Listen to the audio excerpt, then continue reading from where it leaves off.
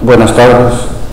Reabrimos el coloquio con una sesión intitulada Ser o no ser pessoa, a ver si está bien intitulada. Empezamos con el profesor Paulo Borges.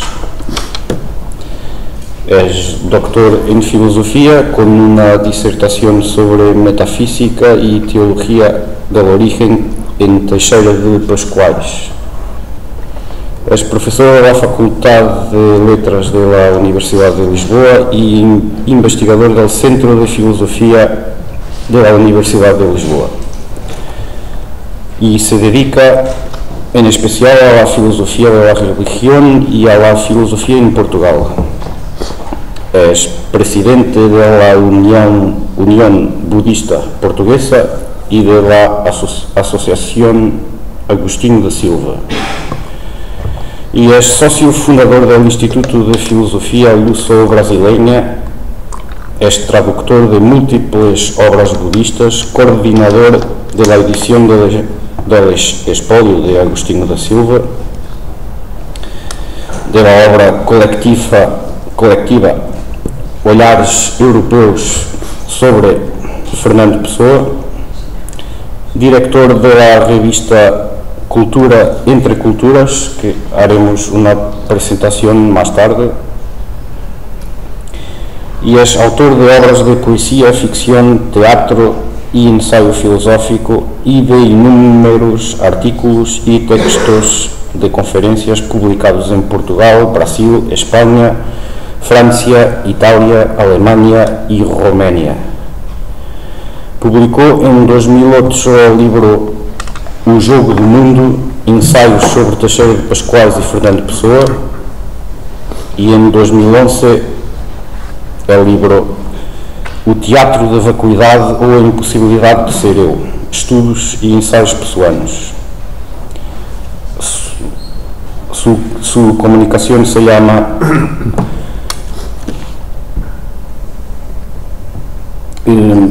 O Mito é o Nada que é Tudo. O poema Ulisses na mensagem de Fernando Pessoa.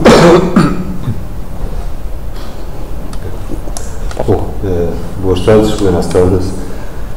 Una amiga mía, Julia Diegues, se ha ofrecido para hacer una traducción de mi texto en castellano. Entonces, la traducción es buena, mi dicción es mala, pero creo que es mejor para aquellos que no son portugueses. Voy a intentar leer en castellano. El mito es la nada que es todo. El poema Ulises en mensaje de Fernando Pessoa. El poema dice así: el mito es la nada que es todo. El mismo sol que abre los cielos es un mito brillante mudo. El cuerpo muerto de Dios, vivo y desnudo. Este que aquí atracó fue por no ser existente. Sin existir nos sació, por no haber venido, llegó y nos creó. Así la leyenda se desliza al entrar en la realidad y al fecundarla fluye. Debajo la vida, mitad de nada, muere. En la segunda subdivisión de la primera parte de mensaje, Pessoa identifica los 7 castillos del escudo portugués con 8 figuras. El 7º castillo corresponde a 2. 8 figuras, una mítica y las otras históricas, siendo 3 de ellas anteriores a la fundación de la nacionalidad. El primero es el castillo de Ulises, en una relectura de uno de los más celebrados mitos del origen de la nación, o de su fundación con Lisboa por el héroe griego, en un poema que es al mismo tiempo una profunda y concentrada teoría metafísica del mito en su articulación con la realidad.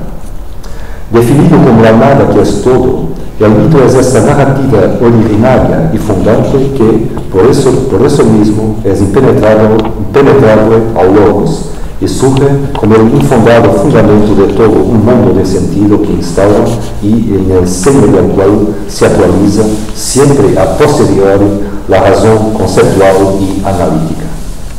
Ante el logos que demanda su razón, Exigencia esa fundada en otro mito, el de que todo lo real sea racional o racionalizable. El teólogos que demanda su razón, la palabra mítica se revela como palabra originaria y muda, que establece los fundamentos de todo sin que de sí diga nada, conforme a su posible afinidad con el muro griego, que quiere decir estar con la boca o los ojos cerrados, estar silencioso, de donde deriva un misterio y místico. Iluminando un horizonte de sentido sin decir por qué y para qué, se comprende que el poeta lo designa como un mito brillante y mudo, identificado como tal en el mismo sol que abre los cielos, figura por excelencia en el imaginario indoeuropeo de lo divino, fuente de revelación y de manifestación.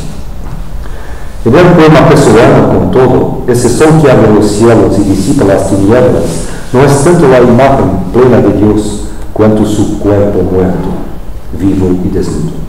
En efecto, la palabra Dios procede de la raíz indoeuropea dai, que significa todo lo que brilla, de donde deriva el sánscrito deva, Dios, el iraní daeva, demonio, y el portugués dia, admitiendo además vínculos con la vida o su fuente.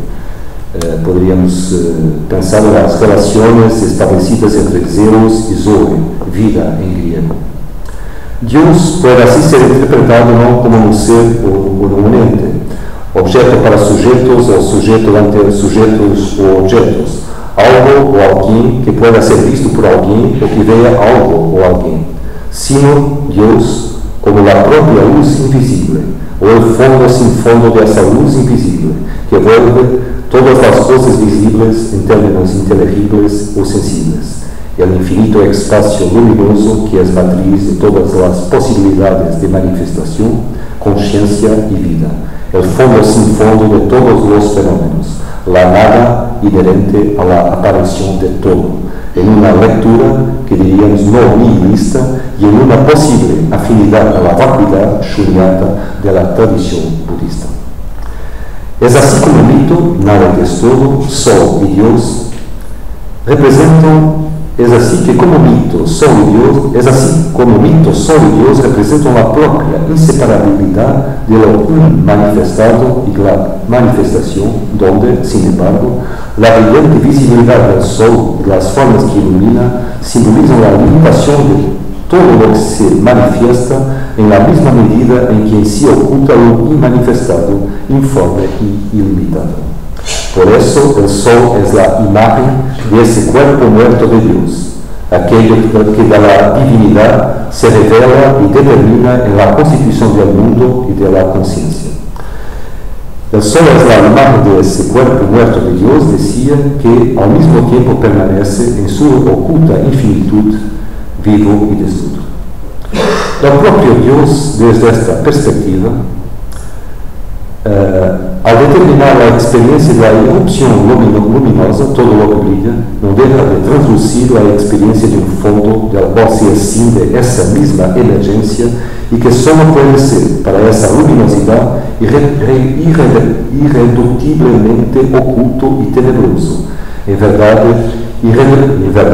irreductible a la luz de la percepción visual y a la comprensión verbal y conceptual, aun cuando, sin embargo, las posibilita. Dios, en ese sentido, designa la experiencia de una luz tenebrosa o de una tiniebla luminosa, al mismo tiempo que Dios, en cuanto concepto y palabra, implica un no Dios, un a-Dios, un Dios que no es para sí mismo, algo inefable, tal como se vive y comprende en la más profunda experiencia mística y se consagra en la derivada a teología mística. Dios, en este sentido, como de forma lapidaria escribe Teixeira de Pascuales, es el único ateo perfecto. Y, en términos de lenguaje, Dios, como afirmó Antero de Quental, es tan solo el modo que tenemos para expresar cierta cosa, que, en primera y última instancia, es irreductible al modo que tenemos de hablar de ella, incitando más con fidelidad a ella misma el desdecirla que el decirla. Esta experiencia de un no Dios, un a Dios, como el fondo sin fondo de Dios que se manifiesta y es pensado como tal, procede de la visión de Plotino de que eso que se designa como uno y bien, en realidad no es nada para sí mismo, al contrario del Dios aristotélico que es eterno pensamiento de sí. Y esta visión de Dios asume también una radicalidad exemplar en el maestro Eckhart y sus continuadores, como Ângelos Silesios, atravesando también el pensamiento portugués contemporáneo de Antero de Cantal a Agostinho da Silva, con una profundidad relevante en Fernando Pessoa. Creemos que esta influencia de la metafísica y de la mística neoplatónica es decisiva para comprender el ímpetu pessoano por trascender a Dios. Con esta imagen del sol como cuerpo muerto de Dios vivo y desnudo, asistimos a la primera emergencia en mensaje de la temática gnóstico-esotérica recurrente en el pensamiento pessoano y que continúa en el pensamiento portugués en la intuición heterodoxa de Sampaio Bruno y Teixeira de Pascoais sobre una relativa caída o degradación de Dios o del absoluto en la manifestación y constitución del mundo, siendo significativo que Pascoais afirme que el sol es el esplendor de la vulgaridad, en las antípodas de la Grecia olímpica, apolínea y platónica. Entre otros pasajes de la obra autónoma, también Pessoa afirma que el mundo es Dios que es muerto, tema desarrollado en el túmulo de Christian Rosenkreuz, donde designa al Dios creador como el Dios que muere en la generación del mundo, a lo cual escapa la escondida verdad sobre todo lo que hay o fluye. Es también Pessoa quien dice, Dios es el hombre y otro Dios mayor. Adán Supremo también tuvo caída. También de la misma forma que fui nuestro creador, fui creado y la verdad se le murió. Por eso se ha de buscar la verdad más allá de Dios, dice Pessoa, tal como se consagra el poema Más allá de Dios, precisamente, donde Dios es un gran intervalo, lo que supone que puede ser trascendido. Y en otro poema también, titulado Quinto Imperio, que establece un puente significativo con la temática de mensaje, donde Pessoa convoca todos los que son el Portugal que es todo en sí, proclamando que un instinto involuntario, un ímpeto de Portugal llegó vuestro destino vario de un don fatal, de una ruptura para ir más allá de todo, para pasar más allá de Dios y, abandonando la espada y el escudo, saltar a los cielos. Cabe que notar también que uno de los motivos del parcial interés de Pessoa por la teosofía consiste en que ésta contiene, escribe Pessoa, los principios cristianos elevados hasta un punto donde se funden no sé en qué más allá de Dios. En el mismo sentido apunta el poema inglés The King of Cats, donde se dice de este rey de los vacíos que todos piensan que él es Dios, excepto él mismo. Esta visión se formula en textos en prosa, tal como el Tratado de la Negación, los cuales reflejan influencias todavía gnósticas y también de sabor oriental, sobre la ilusión de todo cuanto existe, se piensa y se dice. Asumiendo que toda creación es ficción y ilusión, a ella no se escapa tan siquiera lo que transciende a Dios. Lo único, escribe Pessoa, de quien Dios, el Dios creador de las cosas, es tan solo una manifestación, ese mismo único es una ilusión. De ahí la conclusión. Hay realmente todos los mundos que los teósofos afirman, pero ellos están dentro de la ilusión, que, en cuanto existe, es la realidad. Dios existe en efecto para sí mismo, pero Dios está engañado.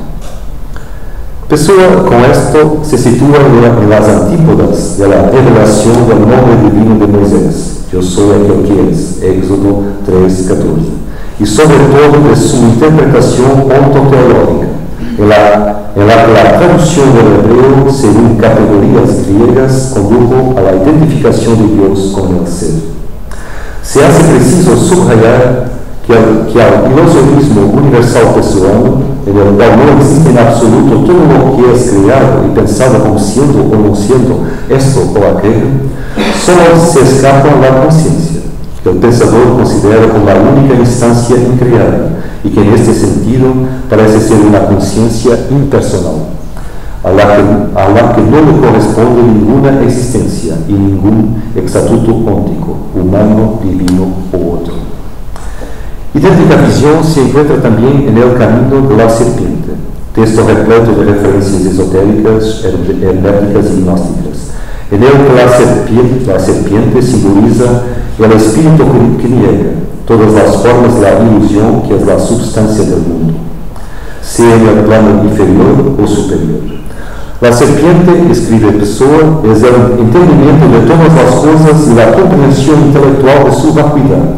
Y, en cuanto al movimiento del espíritu, que de todo se desilusiona y a todo trasciende, va asumiendo formas que luego niega y supera, como pieles que abandona, en un serpentear que, como indica el propio diseño de la S, todo lo rodea y traspasa, incluyendo todos los caminos y Dios.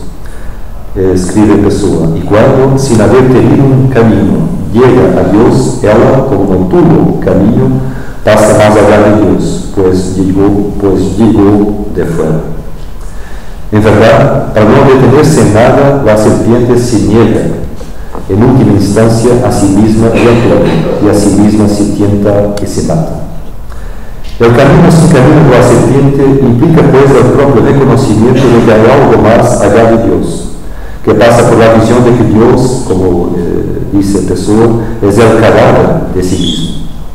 Obsérvese, sin embargo, como una contribución fundamental para nuestra interpretación del conjunto de mensaje, que el programa de liberación radical del camino de la serpiente es el mismo del sensacionismo y de buena parte de la obra pessoana. Vivir y superar los contrarios, sentir todo de todas las maneras, comprenderlo todo y de todo liberarse, siendo al mismo tiempo el rumbo, el camino que ha de seguir Portugal hacia el Quinto Imperio, lo cual, como veremos, se anuncia como un estado sincrético de la conciencia colectiva, capaz de integrar y trascender lo más singular y significativo existente en todos los anteriores momentos de las civilizaciones. No sorprende, pues, que Pessoa identifique la serpiente con Portugal. Por otro lado, aquella conciencia que, en el texto, o desconocido, es la última instancia que escapa a la ilusión, por ser creada y no corresponderle a ningún concepto, incluido ser y no ser, parece ser el equivalente a la figura y a la función libertadora de la serpiente. Hay así una equivalencia entre serpiente y conciencia. En términos míticos simbólicos, recuérdese que la más antigua designación de la región extrema occidental de la península ibérica, donde llegaría a constituirse Portugal, fue precisamente Ophusai, la tierra de las serpientes. De todo esto se deduce que la verdad, la vida y la potencia originaria de la manifestación, aunque de ellas inseparables, residen en su fondo oculto, latente, donde se ha de buscar. Sería aquí interesante hacer el contraste con la lectura hegeliana de la experiencia griega y la doctrina platónica de la verdad como a letra, desvelamiento y no latencia del ente. Eso mismo es lo que confirma las instancias siguientes del poema, ilustrándolo con el caso particular de la fundación mítica de Portugal por Ulises. Tal como el mito es lo real o transreal, en la medida en que es irreductible a una determinación racional o a un hecho empírico positivo, decía, tal como el mito es lo real o transreal que da sentido a toda la realidad, así el fundador mítico es aquel que existe y se configura en la conciencia de los hombres en la misma medida en que no es. Fue por no ser existente, como dice Pessoa, o sea, en la misma medida que no se corresponde con ningún individuo espacio-temporal y concreto. Es precisamente en eso donde radica toda su potencia, pues el no haber venido realmente al territorio de la futura Lisboa y del futuro Portugal, reduciéndose así a un acontecimiento o hecho histórico determinado y demostrado con una limitada eficacia, el no haber sido nada de esto, hizo y hace de él un arquetipo o figura de la conciencia mucho más operativo y influente, trascendente de un determinado espacio y tiempo y capaz de activar de forma transreal la imaginación y la mente humanas en todas las configuraciones espacio-temporales posibles. Por eso, sin existir, nos sació y por no haber venido, fue venido y nos crió.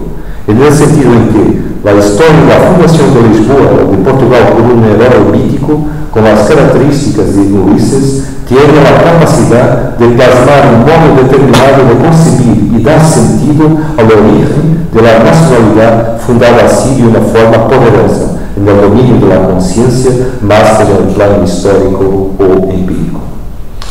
Dicho esto, no dejamos de percibir un contraste entre el mito de la creación de Lisboa o de Portugal por Ulises, la experiencia histórica de la nación y, sobre todo, su mitología y imaginario literarios, particularmente en el carácter que adquieren en Pessoa.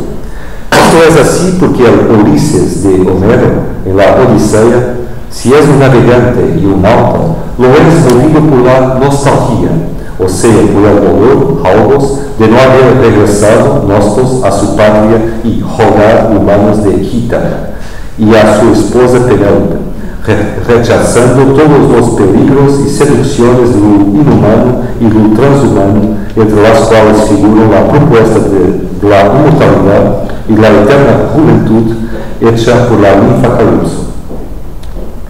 Ulises es pues el héroe en busca de su identidad humana y personal y de la memoria de la condición humana mortal, por la cual opta sacrificando todo lo demás. Fue en este sentido que Levinas lo denunció como la figura del rechazo filosófico de apertura a lo otro por complacencia en el mismo. También Christina Becker lo considera como el héroe por excelencia de la odisea de la conciencia occidental, que sería la conciencia reflexiva.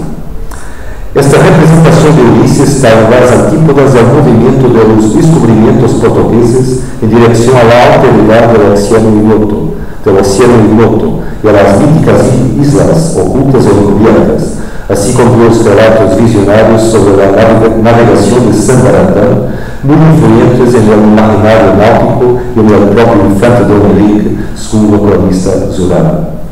Lo mismo se puede decir del apogeo de los Lusíadas, el cual no está en la llegada a la India ni en el regreso a la patria, sino en la isla de los amores, donde Tetis y las ninfas inician a Gana y a los nautas por vía erótica a la divinización de la conciencia en la visión de la totalidad del mundo, siendo solo en ese estado diferenciado de conciencia y en una identidad transfigurada por el otro que se produce el regreso a la patria, en un antiguo modelo de la Odisea y de la negativa de Ulises a la iniciación por la ninfa Calypso. Esto mismo se destaca con toda justeza en toda la obra de mensaje, al comenzar en el primer poema por el descentramiento del rostro portugués de Europa hacia lo desconocido, oceánico y occidental, para terminar la iniciación al otro régimen de conciencia transconceptual y transreflexivo, como sucede en temas llave tales como las islas afortunadas y también calma. Pessoa no parece todavía consciente de ese contraste entre el modelo de Ulises y la Odisea y la epopeya nacional, ya que está sobre todo interesado en la fundación mítica por Ulises como pretexto para exponer su teoría sobre la relación entre mito, realidad y vida, pregnado de las importantes sugestiones metafísicas sobre Dios que hemos visto. Toda la narrativa arquetípica, mito o leyenda, opera, según Pessoa, la transición de lo inmanifestado hacia la manifestación. Constituye y fecunda la realidad, entendida esta realidad no como un bloque objetivo supuestamente existente en sí y por sí, separado de la conciencia, de la existencia y de la vida, sino como algo comprensivo del modo humano de cómo crearla, concibiéndola, experimentándola y dándole sentido. también por la tradición y por la imaginación individual y colectiva. Ante esa infinita virtualidad del mito y de la leyenda, que están encima, como dice Pessoa, como potencias de lo eterno y lo ilimitado, es no obstante la vida la que, por debajo, como él dice, impermanente y perecedera, se revela en toda su insignificancia, evanescencia y mortalidad. Ese puede ser el sentido de mitad de nada, Aunque en el contexto de este poema, la vida también puede interpretarse como mitad del mito en cuanto nada que es todo, en el sentido de que la vida visible, documentable, historiable y objetivable del mundo, incluyendo hombres y seres y cosas, esta vida es apenas la mitad manifiesta de lo inmanifestado, que eso sí abarca la totalidad como su unidad oculta.